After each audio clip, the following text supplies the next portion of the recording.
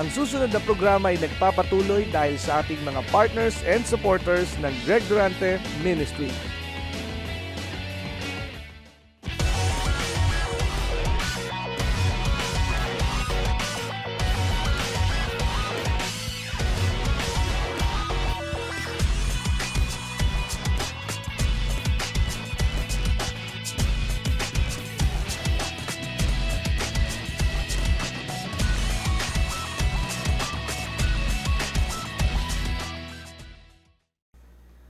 Natitiyak namin na meron kang muling ipaalam sa bawat isa. At ikaw ay napakahusay na Diyos dahil bawat antas at uri ng buhay ay kaya mong bigyan ng pagkaunawa at pagkatuto. Kaya't kami po ay lubusang nagpapaampun sa iyo. At pinararangalan namin at pararangalang lagi ang banal at dakila mong pangalan sa makapangyarihang pangalan ni Jesus. Amen. So unahin po natin ang teksto ng mensahe for today. Isaiah 59 verse 19. Isaiah 59 verse 19. Dito po sa talatang ito ay nahati ang buong daigdig sa dalawang lugar. At ito po ay ang west at ang east.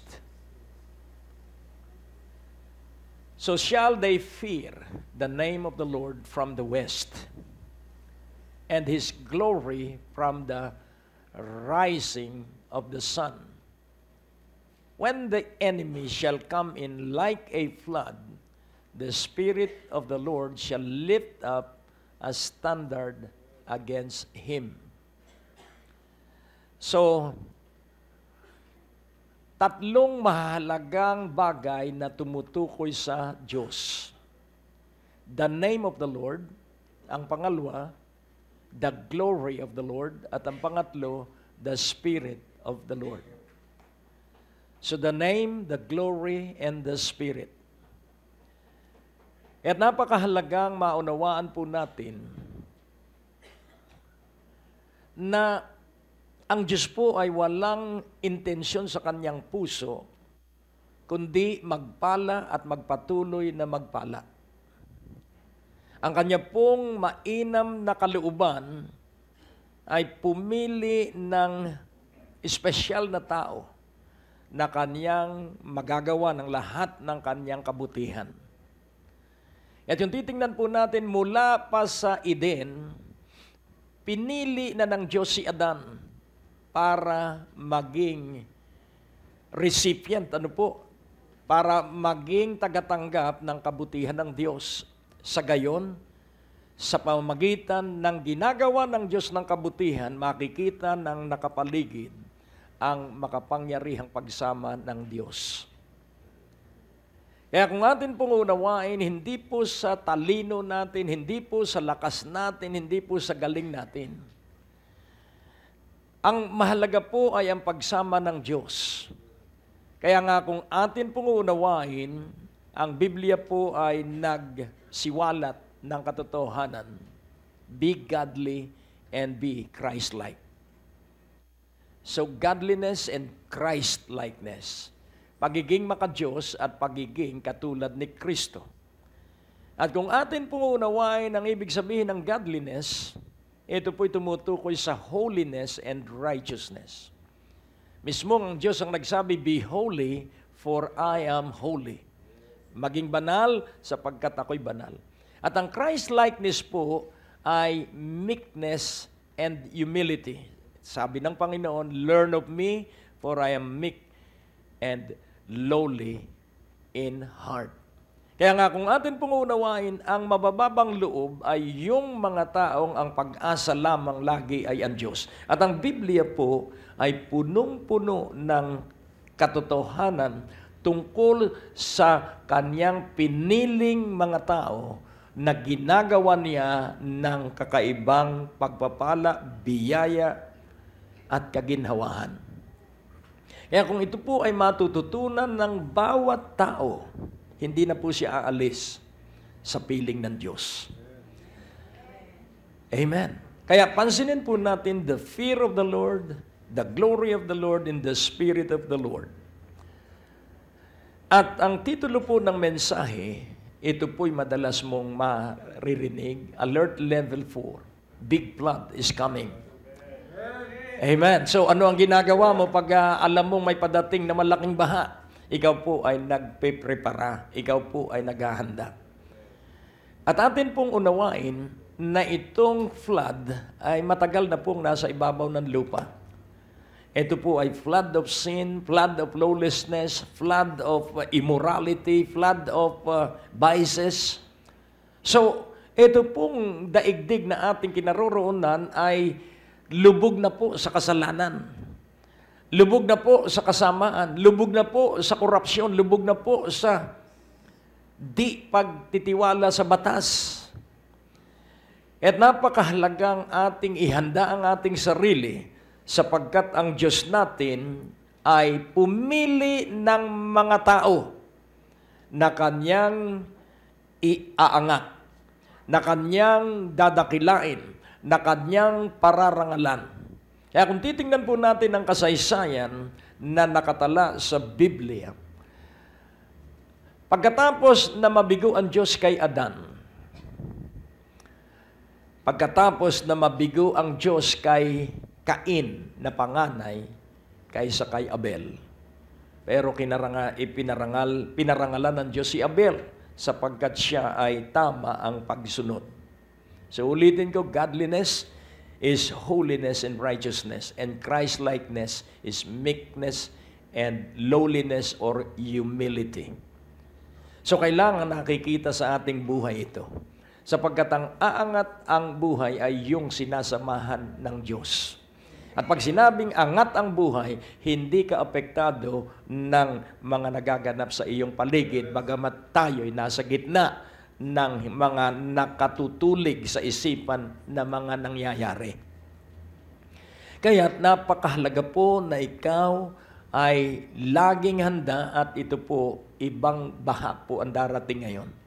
Ang baha ng pagpapala ng Diyos, ang baha ng katwiran ng Diyos, ang baha ng kabanalan ng Diyos. Amen. Hallelujah. Kaya nga ating unawaing mabuti na kapag ang Diyos ay nagsimulang kumilos, ang buong daigdig ay magkakaroon ng takot sa Kanyang pangalan. Ang buong daigdig ay magkakaroon ng takot sa Kanyang kaluwalhatian. At ang Espiritu ng Diyos ay kikilos upang gawin ang mainam na plano ng Diyos. Kaya't kung atin pong kikilalanin ang ating panahon at aalamin kung ano ang ating gagawin, ulitin kong muli ang kasaysayan.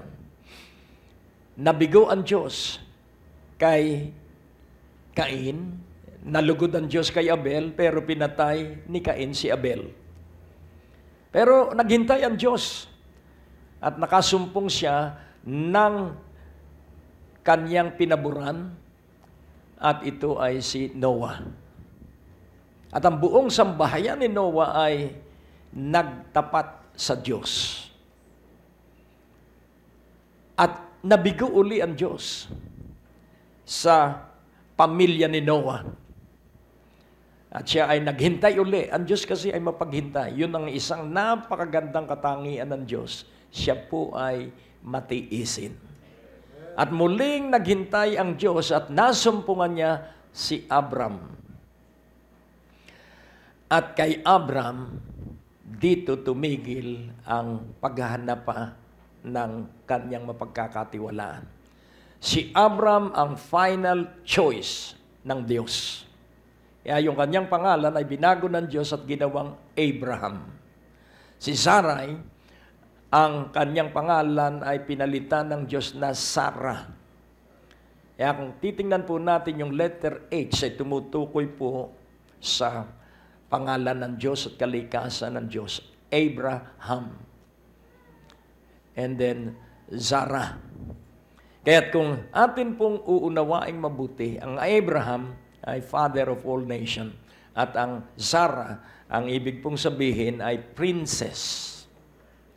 Kaya kung titingnan po natin, pag sinabing princess, siya ang pinaka-prinsesa ng lahat ng mga babae, ng lahat ng mga baog na binago ng Diyos ang sinapupunan.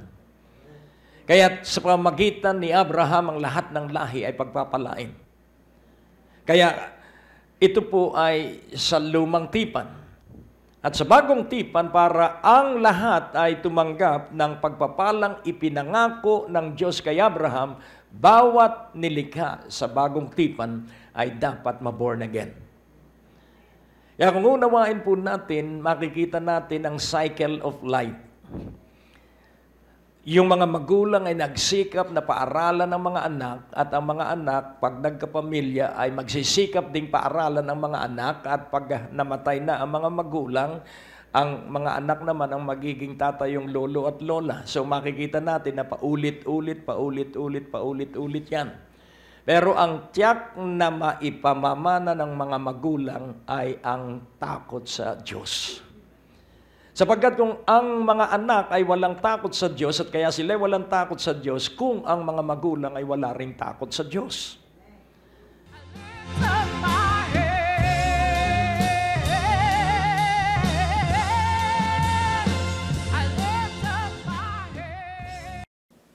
Nagpupuri po ako at nagpapasalamat sa Panginoon. Teacher din yan. Talagang napakabuti po ng Diyos. Talagang talagang grabe po ang Panginoon, napakabuti niya. Kung po ako single parent. Yung asawa ko, makabilang bahay, bahay yun. Hindi buhay. Bahay. Pero siya, imported yung nilipatan niya sa Europe. Pero napakabuti po ng Diyos, iniwan niya po sa akin yung 5 anak. Tapos yung bunso ko, yung si Abby, nung iniwan po kami ng asawa ko, buntis pa po ako noon ng 3 buwan. Pero napakabuti ng Diyos kasi nung nakilala ko po ang Diyos, hindi po yung material blessing muna yung binigay niya sa akin. Spiritual blessing po.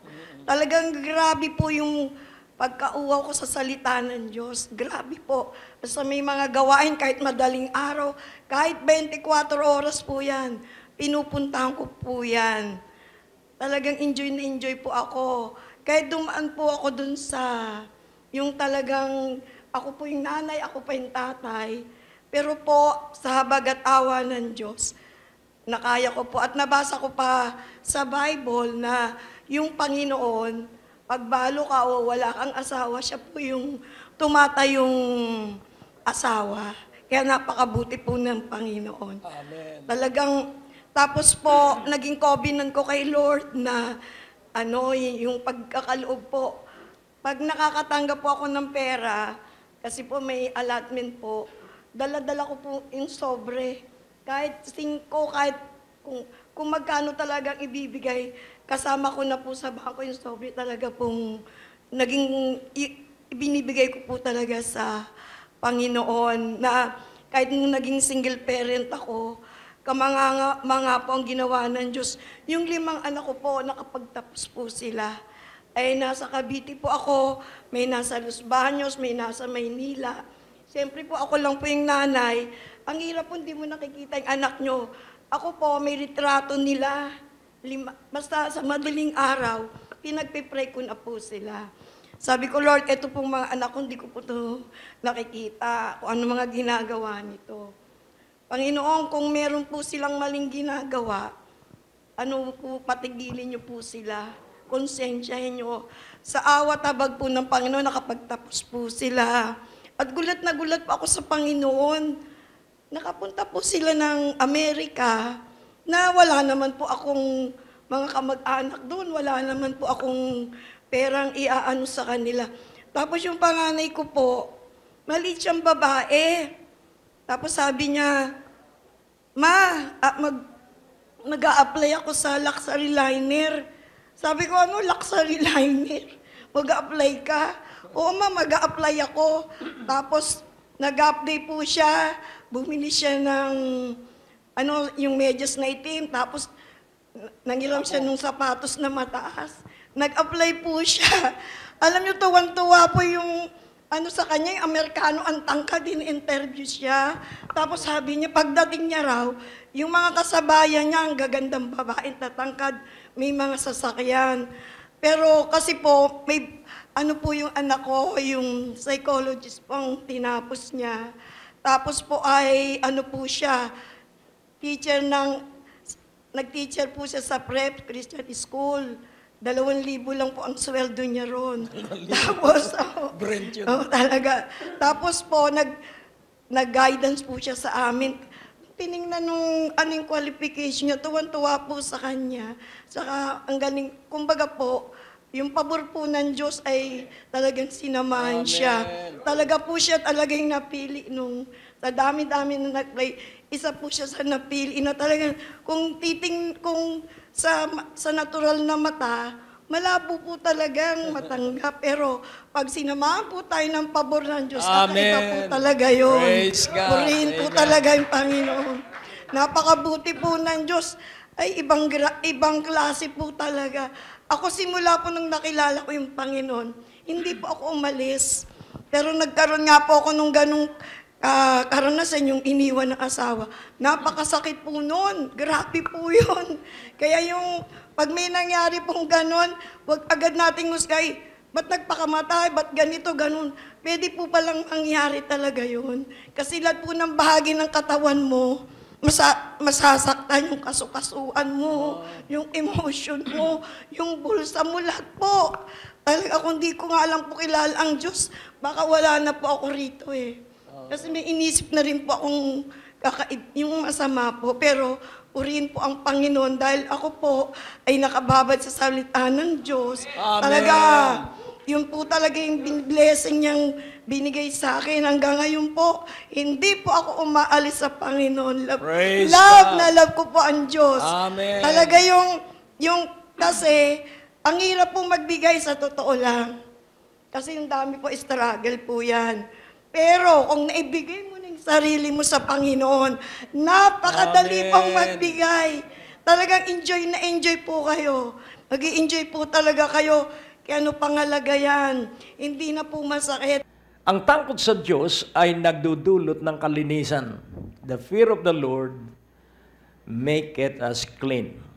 Kaya napakahalaga po ng may takot sa Panginoon dahil ang takot sa Panginoon, tumatalikod tayo sa kasalanan.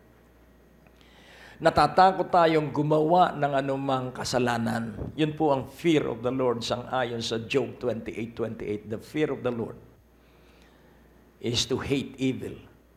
Kaya nga, kung atin pong unawain, hindi natin maibigan na may kahit katiting na kasalanan sa ating isipan at sa ating puso. And unto man he said, behold, the fear of the Lord, and that is wisdom. And to depart from evil is understanding. Hindi ho pwedeng maghiwalay ang wisdom and understanding. Ang wisdom po ay internal, ang understanding po ay external. Kaya kung tayo po'y naniniwala, so godliness is internal, Christ-likeness is external. Yun pong kababaan ng loob. Kaya mag-iingat po tayo dahil ina-adulterate po ang salita ng Diyos at ginagamitan ng psychological terminologies. Ang sabi ng isang text, that prosperity is not a mark of a favor from God, and sin is not a mark of judgment, and poverty is not a mark of judgment from God. At ako po'y nalungkot. Dahil galing po yun sa isang pastor. At ang sabi niya, it is only a test of character. Ano po ang kamalian doon? That is psychology. Yun pong isipang yun ay galing sa mga psychologist. Sapagkat ang lagi mo pong titingnan, the result of everything is based on our character. Kung ano ang ating ugali, yun po ang magiging bunga.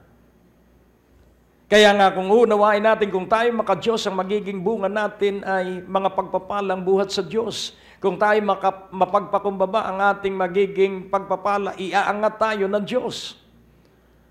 Kaya nga, kailangang matutunan po natin at tayo maging napaka-mausisa sa mga naririnig natin. Sapagkat kailangan marinig natin ay puro at dalisay unadulterated Word of God. Kailangan pong tayo ay makapamuhay. Kung titingnan po natin ang Sermon on the Mount, ay 3 kapitulo po ito, from chapter 5 ng Matthew hanggang chapter 7. At habang aking sinisiyasat ito, nakita ko ang middle part ng Matthew ng Sermon on the Mount, at ang nakita ko ay ang Matthew 6:33. But seek ye first the kingdom of God and His righteousness, and all these things shall be added unto you. At ito po'y nagtapos sa pakikinig at pagsasagawa ng salita ng Diyos sa Matthew 7. At ito po ay nagsimula sa attitude. At kung titingnan po natin, karakter po ang siyang susi sa resulta ng pagpapala sa buhay. At kailangang maunawaan natin at matutunan kung paano tayo mabubuhay sang-ayon sa tamang pag-iisip at pag-uugali, sapagkat nagsisimula ang kasaganaan ay sa isipan. Ang kasaganaan, ang prosperity po ay hindi pera lang. Ang prosperity po ay holistic. Ito po in the spirit, in the soul, and in the physical body. Kailangan malusog ang ating espiritu at ang mga bagay na espiritual ay tumutukoy sa mga katotohanan ng espiritual. Kailangan maging malusog ang ating isipan at ang isipan na tama. So kung atin pong papansinin, the gift of the Spirit, the fruit of the Spirit, yun pong lahat ng yun ay dulot ng isang buhay na patuloy na pakikipag-ibigan sa Diyos. At kailangan ang ating isipan ay punuin natin ng salita ng Diyos. At yun po'y makikita sa ating buhay, sa ating pananalig at pananampalataya, dahil ang unang palatandaan ng matagumpay ay marunong magtiis. Ang simula ng pag-ibig, ang sabi ron, love is kind. So love is kind and suffers long. Ang pag-ibig ay mabait at nakapagtitiis ng matagal. For those who wait upon the Lord shall mount up with wings like that of eagle. They shall run and they shall not be weary. They shall walk and they shall not faint. So yung pong pagkamatiisin, at yun pong pagkamatiisin ay laging nakatingin sa darating na magandang pagpapala. Amen po ba? So, sa problema, ang hindi ka naiirita, sa halip, ikaw ay nananahimik sapagkat yun yung panahon to be still so that we shall know what God intends. Manahimik upang malaman natin kung ano ang intensyon ng Diyos doon sa problemang ipinahintulot niyang dumating sa ating buhay. Malulutas natin ang lahat ng problema kung lagi tayong sumasangguni sa Diyos. Maipapasa natin ang lahat ng pagsubok kung lagi tayong humihingi ng liwanag sa Diyos. We shall break through all the crises of life kapag tayo ay nabuhay sa patnubay ng banal na Espiritu. Kaya nga atin pong unawain, hindi makita sa bayan ng Diyos ang pagkatakot sa Kanyang pangalan. Hindi makita sa bayan ng Diyos ang pagkatakot sa Kanyang kalwalhatian. Hindi makagawa ang banal na Espiritu sa Kanyang bayan. Yun ang problema sa panahon ni Isaias. Kaya't mismong ang Diyos, kaya kung titingnan natin ang Isaiah 59, mismong ang Diyos ang nagsabi sa verse 17 ng Isaiah 59. At ang sabi po niya dito sa Isaiah 59, for He put on righteousness as a breastplate, and an helmet of salvation upon His head. And He put on the garments of vengeance for clothing and was clad with seal as a cloak. Verse 18. According to their deeds, accordingly he will repay. Fury to his adversaries, recompense to his enemies. To the islands, he will repay recompense. Ngayon natin pong unawain, to the islands. Ang mga nasa isla po ay isang uri ng mga taong namumuhay na hiwalay sa mainland. So, ibig sabihin, maraming kakulangan ang mga nakatira sa isla. At ito ay tumutukoy sa mga tao na ang pag-asa lamang ay ang Diyos. Hello? Ngayon atin pong unawain, according to their deeds, sang-ayon sa kanilang mga ginawa, accordingly. So, yun pong word na accordingly ay yung katapat dun sa mga ginawa. Kaya ang pagpaparusa ng Diyos, ang kanyang paghihiganti, so dito po ay nakasulat, his adversaries, his enemies. So, siya po ay merong sapat na karunungan at alam niya kung paano niya parurusahan ang mga tao sang-ayon sa kanilang mga ginawa. According and accordingly. Yun pong accordingly ay meron pong measure na sapat at tama sa bawat kaaway niya. According to their deeds, accordingly he will repay fury to his adversaries.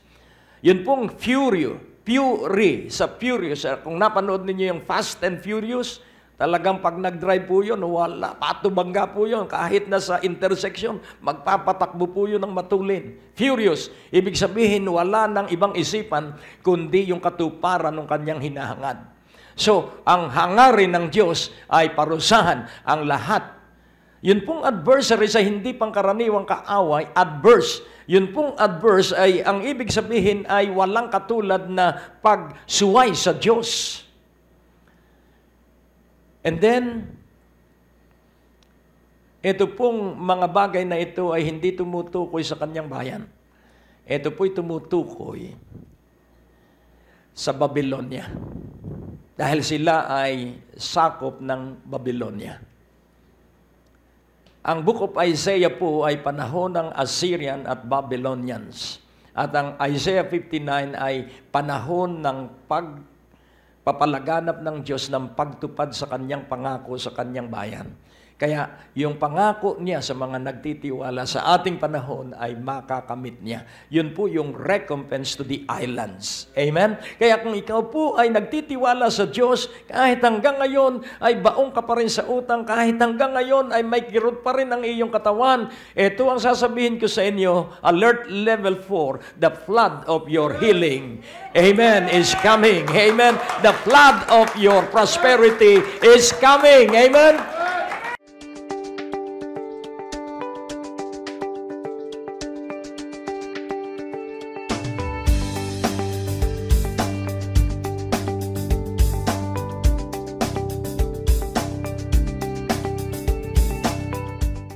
Pero tuloy-tuloy lang po na pagtitiwala sa Diyos. Amen?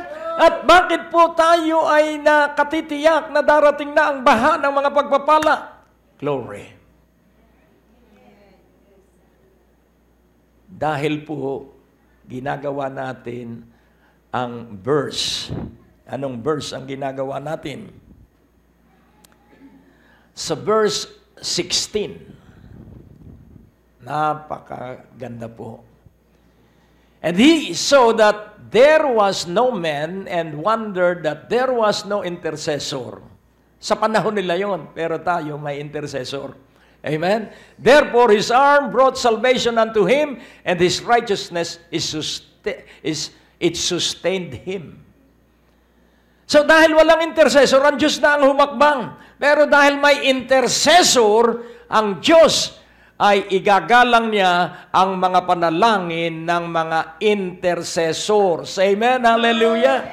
Kaya po tayo merong daily intercession at meron tayong prayer mountain na walang ginagawa kundi manalangin at manalangin at manalangin. Hindi nila iisipin ang pagkain sapagkat nakatambak ang kanilang kakainin. Ang gagawin lamang nila ay manalangin ng manalangin at makiusap sa Diyos.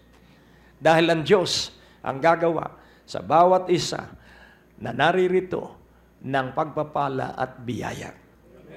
So, ang problema nila, no intercessor. Pero sa atin, we have intercessor. Kaya lutas. Amen? Lutas. Daloy na ang pagpapala ng Diyos.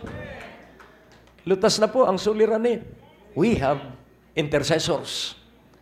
Kaya nga, kung atin pong kikilalanin ng katotohanan at dapat natin kilalanin ng katotohanan. Alam mo, hindi na natin iisa-isahin sa Biblia, babasahin ko na lang. Kahit hindi i-reflect sa LCD, nakita ko ang isang katotohanan about the Beatitude. Dahil ngayon, ang akin pong panalangin ay more on 95% pakikinig. Dahil ang akin pong puso at isip ay saturated na ng Biblia. Kaya kailangan makinig na ako kung paano ko maiintindihan at maunawaan. Dahil kung hindi ko maunawaan, hindi ko rin maipaliwanag sa inyo ang bagay na hindi ko naunawaan. Tama po ba? Hindi ko po maibibigay sa inyo ang mga bagay na wala sa akin. Ang maibibigay ko lamang sa iyo ay yung nasa akin. Hindi ko maipapatutuo ang isang kabutihan ng Diyos kung hindi ko nararanasan ang kabutihan ng Diyos. Hindi ko kayong makahamon na magtagumpay kung wala akong karanasan sa tagumpay. Kaya, dahil po, ang Diyos ang buhay ko. Kung paanong sinabi ng mga awit, wala akong ibang Diyos sa langit kundi ikaw at maging sa lupa, wala na akong ibang Diyos kundi ikaw. Kaya kailangan pong pag-ibayuhin natin ang alab natin sa Diyos, alisin ang puot, alisin ang galit, because the fear of the Lord, it make it clean. The fear of the Lord is the beginning of wisdom. The fear of the Lord make it rich. The fear of the Lord bring honors. Kaya nga kung atin pong unawain, isa po ang ating gagawin. Laging tandaan mo, ang iyong hanap buhay ay titigil. Lahat ng nagtatrabaho magre-retiro. At darating ang araw na pati pagtitiwala sa pension ay mawawala dahil matutuyo na ang balon ng pension. Bakit? Dahil dadami na ang mga pensyonado. Wala nang kakayahan ng gobyerno na suportahan ng mga pension. Pero habang meron pa, magpakaalab na tayo sa Diyos. Tatanda tayong lahat. Itanong mo nga sa iyong katabi kung hindi siya tatanda. Kung may katabi kang bata, sabihin mo, dati ako ay ganito. Amen. Kaya nga kung unawain po natin, tayo ay tatanda at tayo rin ay mamamatay. Kaya huwag nating sayangin ang ating kabataan. Amen? At huwag din nating sayangin ang ating katandaan. Bata o matanda, huwag tayong magsayang. At huwag tayong magkalat at gamitin natin ng buong husay ang pansamantalang buhay. Hindi po atin ang buhay. Yung buhay mo hindi sa iyo. Katawan mo hindi sa iyo. Wala tayong pag-aari sa ibabaw ng lupang ito. Ang para sa atin after this life. Nakukuha niyo po? So itong lahat ng ito is for our stewardship. Kung paano natin pangangasiwaan itong buhay na ito, kung paano natin pangangasiwaan itong katawang ito, ito ay pananagutan natin at the wise way na maintain natin ang buhay na pahiram sa atin ng Diyos. Pagdating natin sa piling niya, ibibigay niya yung totoong ating buhay. Kaya nga, kailangan tayo ay magising sa katotohanan at ating maunawaan na kung ano ang iyong ginawa. Ang Diyos ay laging handang maggantimpala. Ang Diyos ay laging handang magpala. Amen? Kaya nga kung titingnan po natin at ating iisa-isahin mula sa verse sa chapter 5 ng Matthew, makikita po natin yung ilang bahagi sa huling bahagi ng bawat talata. So sa verse 3, for theirs is the kingdom of heaven.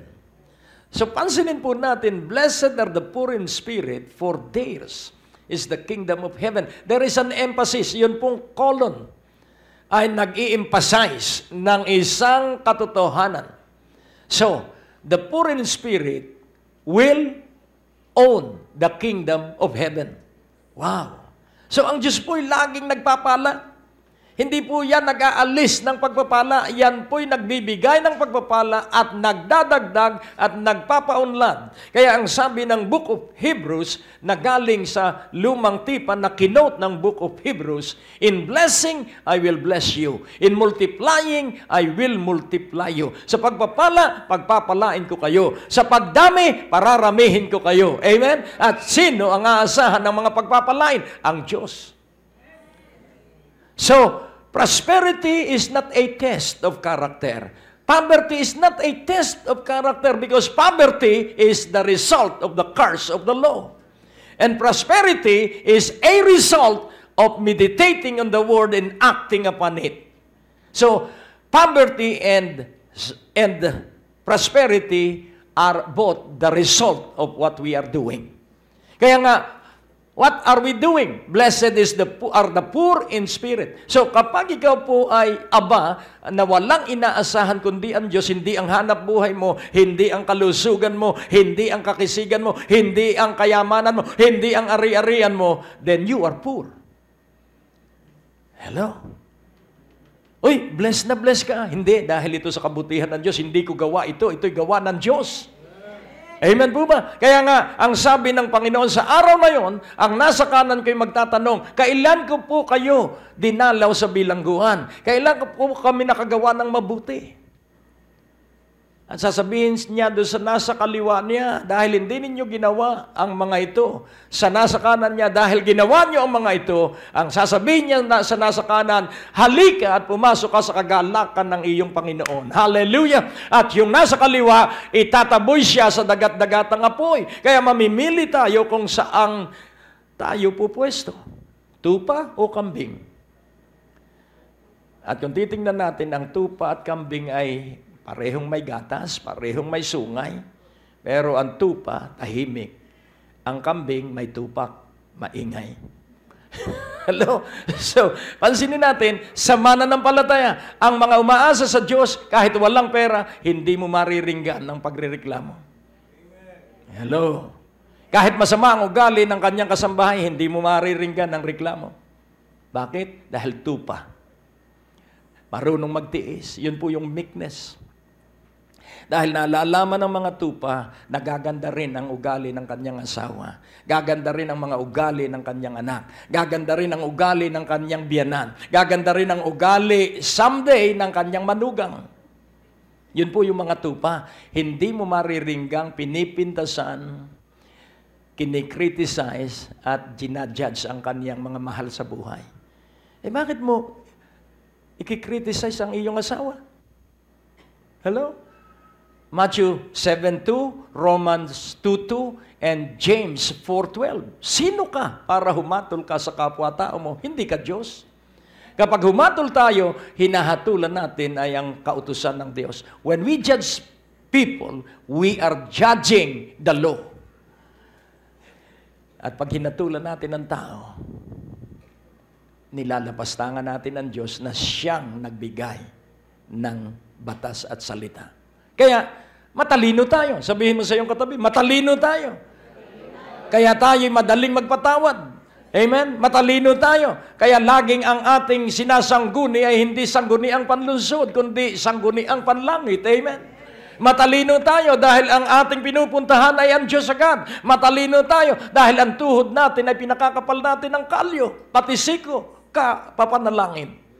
Hello? Yan lang po ang susi ng aking buhay. Kaya buong sambahayan ko'y nagliligtas sa Diyos. Pagdating po sa mga bagay na pansanlibutan, galing na po ako roon. At napakayabang ko nung nasa sanlibutan ako. Nasa construction ako at namamahala ako ng mga projects. Kaya nasa akin ang lahat ng pwersa ng pagkakakitaan. Pero tinawag ako ng Diyos. At mula noon, blessed are the poor in spirit, for theirs is the kingdom of heaven.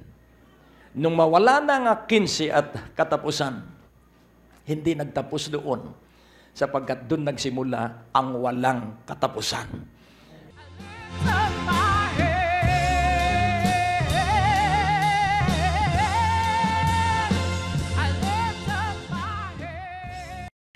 Kasi meron po akong 30,000. Kasi po ang pasok ko alas 7. Pastor, hindi ko na po napapakinggan yun sa umaga. No. Tapos nagulat po ako. Kasi pag umaga talaga sa DCAS, tapos lilipat na po ako dun sa DIT. Basta umaga po yan, ganyan. Tapos kasi po ang pasok alas 7. Di malilate po ako. 4 po yung klase ko. Ang dami-dami. Kung malilate po ako, baka magsuntukan naman pagdating ko. Nag-aaway-away. Tapos yung pintuan hindi nabubuksan. Nagulat ako, yung hamon nyo narinig ko. Pero pastor, lahat naman ng hamon nyo. Talagang inaano ko yan. Tinatanggap ko po. Kasi naging kagalakan ko na po ang magkalap sa gawain ng Diyos. Amen. Wala pong pagkalugi talaga. At saka dapat ang maging motibo po natin, kaya tayo nagbibigay, hindi yung mga kapalit ng Panginoon, kundi mahal natin ang Diyos. Amen. Mahal natin yung gawain ng Diyos. Amen. Dapat yan ang yan ang unang motibo natin. Hindi, ay ibabalik ni Lord ng 100 times, ganun. Hindi, siya na po yung bahala doon. Basta pakaisipin lang po natin. Pag nagbigay po tayo, hindi po tayo nawawalan. Amen. Binabalik ng Diyos yun. Ang dami pang dagdag noon. Minsan yung kapayapaan, kalusugan, yung meron kang pagkakagastusan na biglang-bigla na hindi na lang natutuloy, magugulat ka talaga. Bigla-biglang suddenly, may mga blessing na dumarating na hindi mo inaasahan. Talagang napakabuti ng Diyos. 30,000 po yung pera na yun, iniipon ko yun dahil may babayaran po ako noon. Nagtaka ko, ihuhulog ko na po yun sa bangko. Pagdating ko, parang nawala ako, nakalimutan ko yung daan sa festival. Sabi ko, saan na kaya yung daan dito? Hanggang pagdating ko, sabi ng gwardiya, close na. Di umuwi po ako. Tapos yung sa Alabang, nangailangan din ng biglang pera. Pero ayoko na pong sabihin yung halaga kasi gusto ko i-bless ako ng Diyos. Amen, amen. Malaking halaga din po yun. Kasi kailangan nakabayad ng 40,000. Tapos, kailangan 40,000. So, inilagay sa isip ng Diyos sa akin, ibigay mo yung ganito. Ibigay mo yung halagang ganyan. Nagulat nga si Sister Carmi. Sabi ko, Sister Carmi, ito, yung natuwa siya kasi makakabayad. Tapos ito naman po, nagtatalo pa nga po kami ng pamangking. Ano ba yung magkano? 30,000. Oo, sabi ko, 30. 30. Sabi niya, 30 yun. Sabi ko, ipaliwanag sana uli ni Pastor kung 13, kung 30. Nag-antay po ako, na-late nga ako kasi hindi nyo na. Yung iba nga, ang alam may 30. Oo, kasi Uulitin natin. Kasi, pag ako naman nagbibigay, nangihingi ako sa Panginoon, sabi ko, Lord, may hamon. Bigyan mo ako ng pera. Kasi doon ko din naman po ibibigay sa gawain nyo yan. Purihin po ang Panginoon, tsaka tuwan-tuwa po ako sa Panginoon. Dahil yung araw na naghatid po ako sa inyo, nagpunta po ako ng Pag-ibig. May bahay po ako, foreclosure na talaga yun. Laging foreclosure yun. Pero dasal lang ako ng dasal sa Lord. Minsan dinala na nga yun sa judge doon, sa Bacoor. Nasa ibebenta na daw yung bahay ko. Pero ako, ang mga sagot ko sa ganyan, lumuluhod po ako. Umiiyak po ako sa Diyos. Sa kama, yung kumot.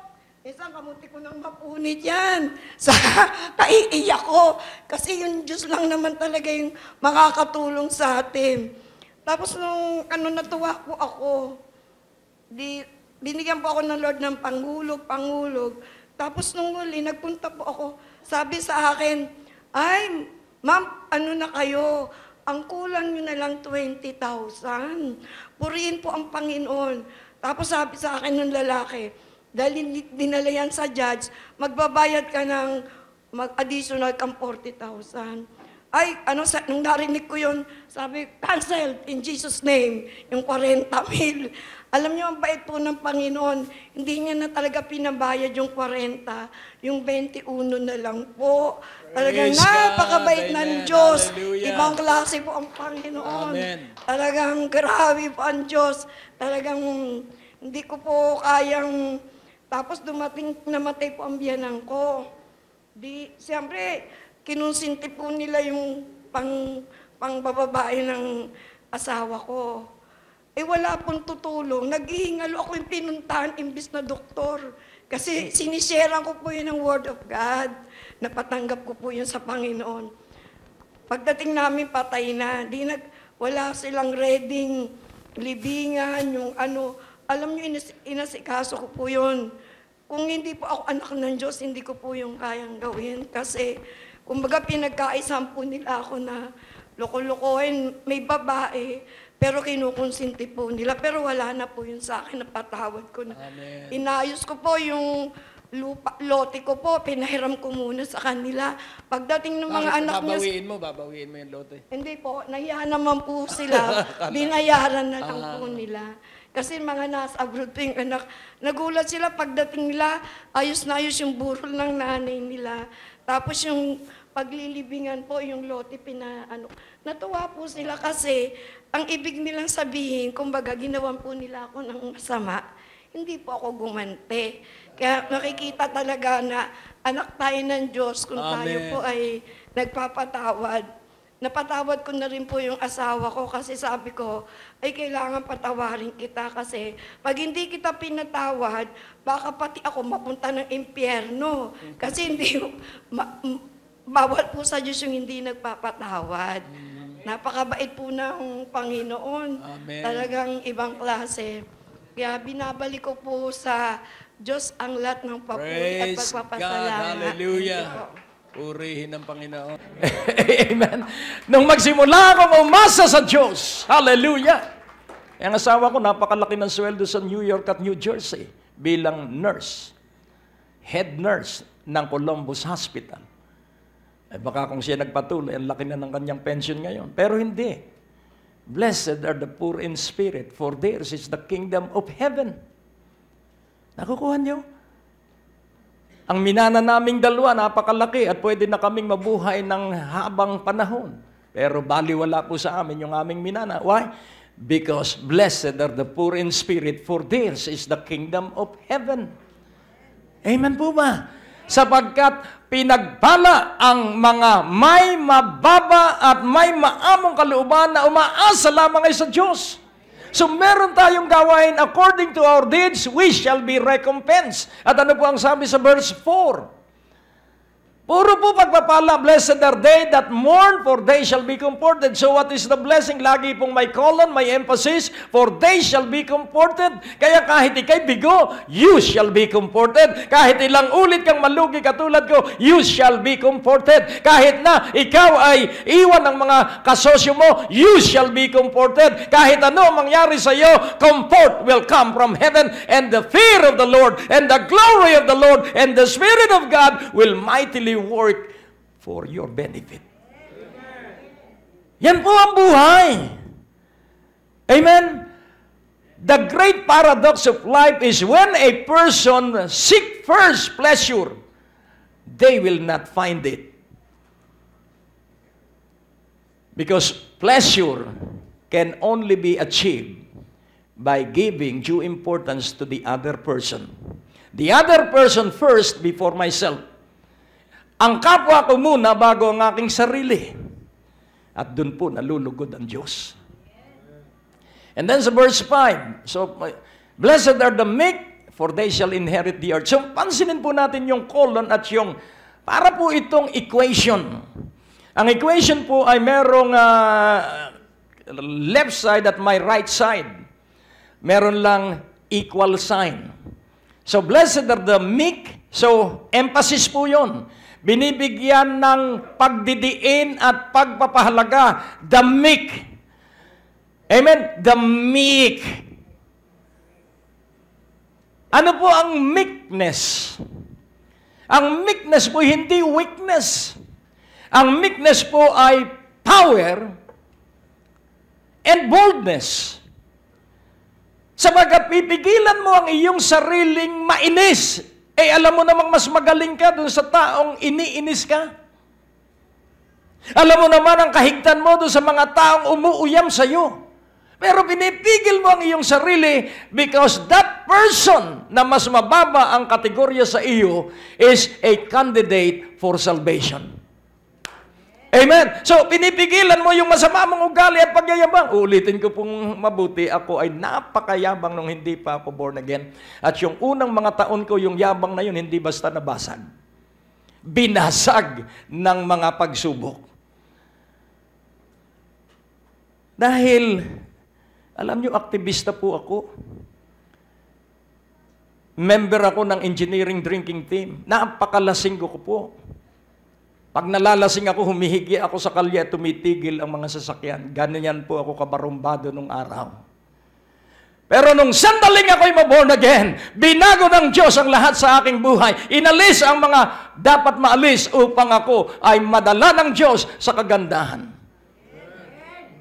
Amen. Hanggang Isla Puting Bato, nakikipag-inuman po ako. At ang mga halang ang bitukan ng mga kabataan, naalaala ko at muling ibig kong ipaalaala. Hindi ako malasing dahil yung isang kabataan ay naglalaro ng revolver at yung isa naman ay linalaro yung pin ng granada. At ako na may inom ng inom. Sige pa, bro, sige bro. Eh kung nalaman lang nung asawa ko yun, baka hindi na niya ako nagustuhan. Pero dahil nga po kami ang para sa isa't isa. Amen. Kaya nga ating unawain ang Diyos pag trumabaho. Laging unawain mo muna, hindi marami ang mga tinawag na matatalino. Ang tinawag ng Panginoon ay mga mangmang. Amen! Hallelujah! Kaya nga po ating unawain, kapag nasa iyo itong attitude na ito at ang demarcation line, ang pinakang dividing line ay Matthew 6:33, but seek ye first the kingdom of God and His righteousness. So ang meekness po, ikay laging may pag-asa kahit na ang iyong, alam niyo po, ang pagpapastor po ay para lang paghawak ng 6 na pong nung ako ay nasa Poro Point, La Union, ang tauhan ko ay mga estibidores, mga halang ang bituka. Pero lahat po yun naging maamo sa akin. Why? Because I love them. Kaya nung ako ay magpaalam, umiiyak, mga lalaki pong barako yun, inaakap ako at hinahalikan ako sa pisngi. Hindi po mga bakla yun. Because of the relationship na nangyari. Amen? At natapos po yung project sa Petropil. Kaya nga atin pong unawain, meekness is power. Meekness is strength. For they shall inherit the earth. So, sino po ang magmamana ng buong lupa? Ang mga taong maamo. Ang mga taong barumbado na napigil ang pagkabarumbado sapagkat alam niya, isang suntok lang niya doon sa bumabarumbado sa kanya ay tapos na ang laban. Pero tapos na rin ang patutuo. May isang pastor naggaling sa pagkabutangero. At siya nagko-crusade, crusade, hanggang sa siya binato at bumaba siya ng stage at sinuntok yung nambato. Tapos ang crusade. So, unawain po natin, meekness is control of self, control of temperaments, and it is the work of the Holy Spirit. Ang laging tinitingnan mo, ang tao ay mababago. Laging tinitingnan ko, ako nga, ang tagal ko bago na bago. Hello? Kaya i-apply ko yun sa mga tao. Kaya hihintayin ko sila. At ako'y naniniwala, darating ang araw na sila rin katulad ko ay magbabago. Meron pong, ang kaligtasan po'y biglaan. Pero ang pagbabago ng ugali, dahan-dahan. Hello? Nakakuha niyo po? Dahan-dahan ang pagbabago ng ugali, pero ang kaligtasan biglaan. Kaya ang sabi po rito sa verse 6, so laging tingnan po ninyo yung tuldok-tuldok. Blessed are they which do hunger and thirst after righteousness, for they shall be filled. So kung ano ang ating ginagawa, yun ang gagawin sa atin ng Diyos. So hungering and thirsting after righteousness, and what is righteousness? 24/7 naniniwala ka kay Hesus Kristo. Amen? Naniniwala ka kay Hesus Kristo na ang asawa mo ay magbabago. Naniniwala ka kay Hesus Kristo, mga anak mo ay magbabago. Naniniwala ka araw-araw kay Hesus Kristo na magbabago ang Pilipinas. Amen? Hallelujah. At babalik tayo sa palitan ng dolyar, 1:4. 1 peso equals $4 katulad ng Kuwait at ng mga Middle Eastern country dahil ang bansang Pilipinas ang pinakamayamang bansa at sa huling panahon, iaangat ito ng Diyos. Amen. Mga Pilipino na dahil ang pinakamahusay na marino at seamen ay ang mga Pilipino. Kaya darating ang araw, ang may-ari na ng mga barko ay mga Pilipino. Why? Why? Kapag dumating na ang Great Revival sa Pilipinas, nais kong ipaunawa sa inyo, wala nang katulong sa Pilipinas, kundi ang mga puti na ang katulong sa ating mga bahay. Lahat po ay pabor ng Diyos. Pero, ang ating gagawin lang ay aasa tayong lagi sa Diyos. Nakukuha niyo po. Sa verse 7, Blessed are the merciful, for they shall obtain mercy.